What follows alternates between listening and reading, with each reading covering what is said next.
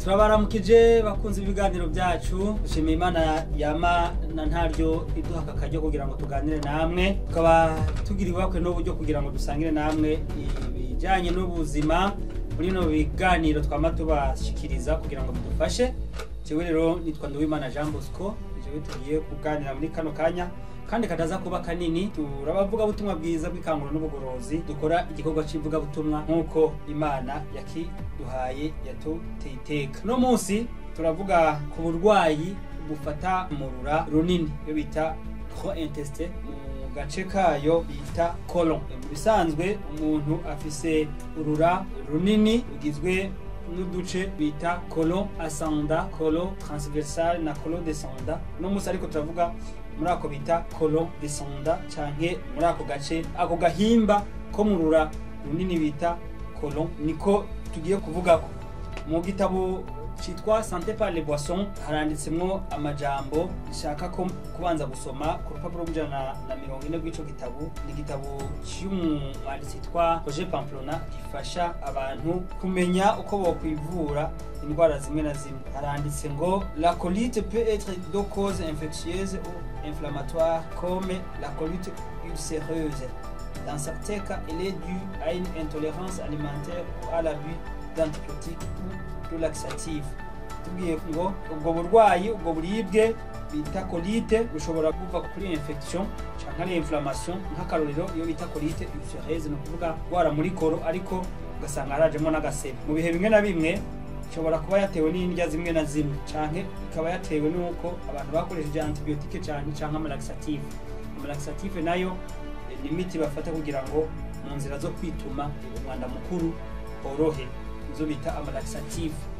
Ayo malaxatif rero ashobora gutuma umuntu mu nyuma azogwara colite. Ni kagace bita colon descendant, kandi kamanura umwanda mukuru ugasanga karagize ico kibazo. Dukwiye kumenya ko kwivura. Dans tous les cas, l'intestin enflammé a besoin qu'on lui apporte des aliments doux pour la muqueuse intestinale. Mu bihe byose iyo urura rukuru biba bikeneye ko umuntu afungura imfungurwa zoroshe zishobora gutuma ururenda rwo mu mara rworoha canke rumererwa neza, comme la papaye ou la pomme. Ushobora kuba ipapayi canke ipome. Le gel d'aloe vera hamwe n'amazi ava muri aloe vera est un puissant anti-inflammatoire qu'il soit appliqué sur la peau ou à l'intérieur du tube digestif. Ravuze ngo amazi ava muri aloe vera nayo aragwanya cyane umururumbo wo mu mara canke umururumbo wo mu mubiri, haba inyuma canke imbere mu mubiri, waba yakoresheje inyuma canke waba yakoresheje kuyashira imbere mu kuyanwa, muco bita tube digestif, akagenda muri za ngingo zijejwe kunoza imfungurwa. Et l'eau de coco apporte des sels minéraux en proportion idéale pour compenser les pertes dues à la diarrhée qui souvent accompagne la colite.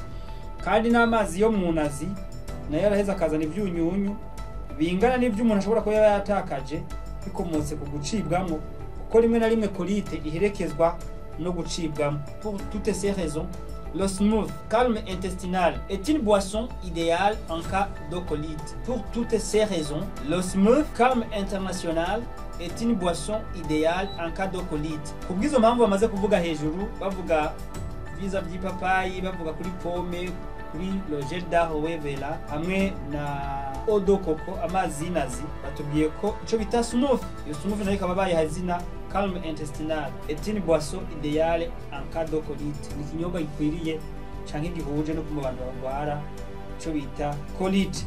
Umuntu none iyo smooth ayikora gute? Smooth ni giki mu Burundi? Ubundi smooth nico mu Kirundi twita urunyigimbe. Ufashe umubwi nk'akarorero kawusya ntukanye nk'umutobe, ukafata umwembe ukawutonora kw'igishishwa, nawo nyine ugacusya ukawucucuma, ugaca ubivanganya, ugaca ufata ugakanyiramwo agatobe gakeya k'indimu, ugaca bimera nk'ibintu by'urudigidi, nivyo bita smooth. Iyo smooth rero ikorwa gute? Bitwa calme intestinal.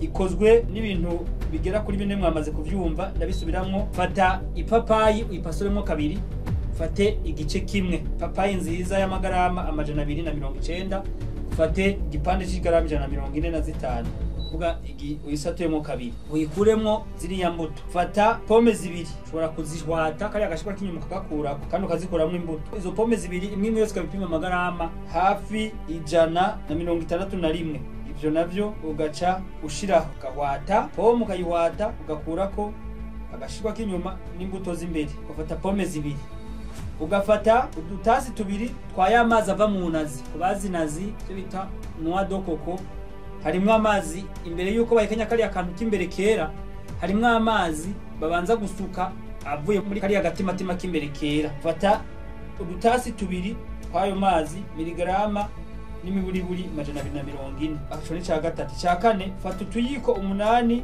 duto duto kwa ruriya rurenda rwa aloe, gel d'aloe vera. Iriya gel d'aloe vera fata utuyiko 8 duto duto n'imiburiburi akariko kamwe kabe gapima grama 15. Tufata 8 cuillères d'aloe vera, utuyiko duto duto 8 twa gel d'aloe vera canke kwa ruriya rurenda canke ari amazi ya aloe vera. Hanyuma ucubitegura ute? Tufata ya pome wakuye na ya papayi wakuye kubishwa byose ukabisya ukabishira mu kantu gashobora kubisya. Kamaze kubisya ugaca wongeramwo ya mazi ya aloe. Uvuga pome ni papayi urabisya, maze kubisya ukongeramo ya mazi ya aloe, hanyuma ukongeramo twa dutasi tubiri twa amazi ya koko ya noix de coco canke amazi y'inazi. Ugacuronka uruntu rumeze nk'urunyigimbe rumeze nk'ubuyi atari umutobe. Uraheza ukabigotomera gutyo ukabikoresha iminsi 7 wikurikiranya. Iyo ndwi iheze, iyo minsi ndwi iheze ugacubikora kabiri mu ndwi ukarangiza ukwezi. Bwa bugwayi bwo kuribwa muri ca gice bita colonne descendant muri intestin nini y'umuntu canke mu rurimi rw'umuntu, ubwo bugwayi ubu buvuye neza. Ndabisubiramwo ndangiza. Fata papayi uyipasuremo kabiri, ufata igipande kimwe, ufate papayi nziza uyikuremo imbuto. Fata pome zibiri uzihwate nazo nyine uzikuremo utubuto. Fata udutasi tubiri kwa amazi y'inazi. Fata utuyiko 8 duto duto tw'umutobe wa aloe vera. Ya mazi bakuramo ntibasekura aloe, aho urafata ukayishishura ugakoramo ya mazi yera. Byose cyo bivanga ugire mu kamixer ushobora gukoresha, biguha ikintu kimeze nk'urunyigimbe atari umutobe ntukanye. Uheze ufata urwo runyigimbe urumwe mu gitondo atakintu urarya, ubikore iminsi 7, hanyuma ubikore kabiri mu ndwi urangiza ukwezi. Umaze kurangiza iminsi 7, indwi 3 zisigaye ucubifata kabiri mu ndwi, ukwezi kurangiye usanga wakize. Imana ibahe kwivura, ubwo bumenyi mungutse bubafashe mu bufashisha abandi. Twese tubwiriza ubutumwa bwiza abantu bakire, bizera Imana, banezerwe mu izina rya Yesu.